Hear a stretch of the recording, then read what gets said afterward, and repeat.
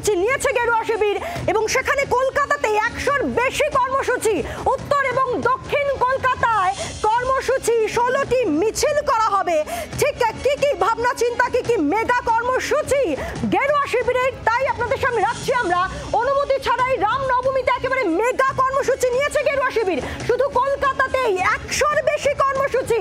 রামনবমীতে করা হবে অষ্টপুজো। গেরুয়া শিবিরের কর্মসূচি ঠিক কি, তাই আপনাদের সামনে রাখছি। উত্তর এবং দক্ষিণ কলকাতায় 16টি মিছিল করা হবে। বজরং দল, বিশ্ব হিন্দু পরিষদও থাকবে মিছিলে এবং তাদেরও কর্মসূচি রয়েছে। অর্থাৎ একেবারে মেগা কর্মসূচি গেরুয়া শিবিরের। রামনবমীতে মেগা কর্মসূচি গেরুয়া শিবিরের। এরই পাশাপাশি কত ভিড় তা টানতে পারবে তা নিয়েও টার্গেট বেঁধে দিচ্ছেন গেরুয়া শিবিরে যারা রয়েছেন। তাদের ঠিক কি টার্গেট তা আপনাদের সামনে রাখছি আমরা।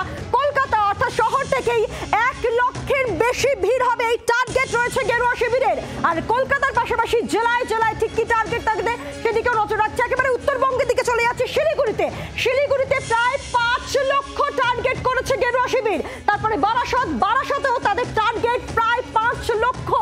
এরই পাশাপাশি বাকি জেলাগুলোর ক্ষেত্রে কি লক্ষ্য তাদের দেখি। লক্ষ্মীকান্তপুরে সেখানে 2,50,000 ভিড়ের টার্গেট নিয়েছে গেরুয়া শিবির।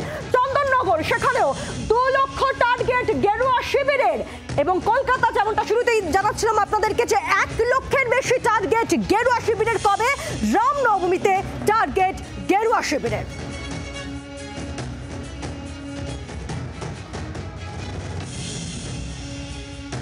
রামনবমী উপলক্ষে মেগা কর্মসূচি গেরুয়া শিবিরের। কলকাতা শহর জুড়েই শুধুমাত্র 100টিরও বেশি কর্মসূচির প্ল্যান করা হয়েছে। প্রশাসনের অনুমতি ছাড়াই হবে এই সমস্ত কর্মসূচি, বলা হচ্ছে বিজেপির নেতৃত্বের তরফ থেকে।